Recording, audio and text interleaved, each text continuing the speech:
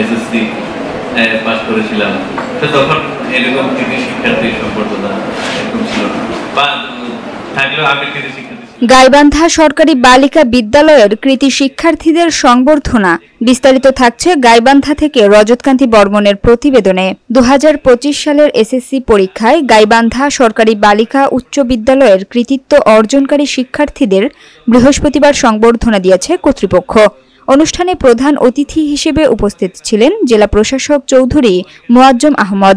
বিদ্যালয়ের প্রধান শিক্ষক মোহাম্মদ মেহেদুল ইসলামের সভাপতিত্বে সংবর্ধনা অনুষ্ঠানে অন্যান্যদের মধ্যে বক্তব্য দেন সহকারী শিক্ষক নাসরিন আক্তার, দেলাল হোসেন, প্রভাতী শাখার ইনচার্জ সাইফুল ইসলাম, দিবা শাখার ইনচার্জ আসমা আক্তার বানু, কৃতি শিক্ষার্থী ঐশী সরকার, ফাইজা ফাদিলা প্রকৃতি, সুমাইয়া তুষ সাদিয়া প্রমুখ। অনুষ্ঠান পরিচালনা করেন সহকারী স্বপন কুমার সাহা।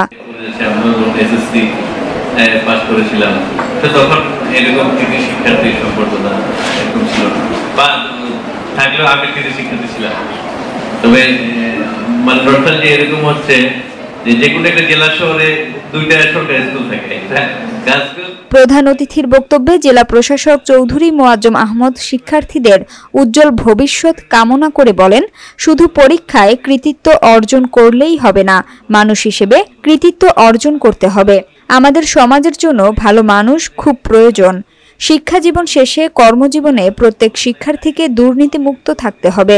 2025 সালের এসএসসিতে এই বিদ্যালয় থেকে 143 জন শিক্ষার্থী জিপিএ 5 পেয়ে উত্তীর্ণ হয়েছেন। দিনাজপুর শিক্ষা বোর্ডে মানবিক বিভাগ থেকে সুমাইয়া ইসলাম নুহিন প্রথম, সুরাইয়া সুলতানা জৈতি তৃতীয় ও তাহসিন মুস্তারি 10ম স্থান অধিকার করেছে।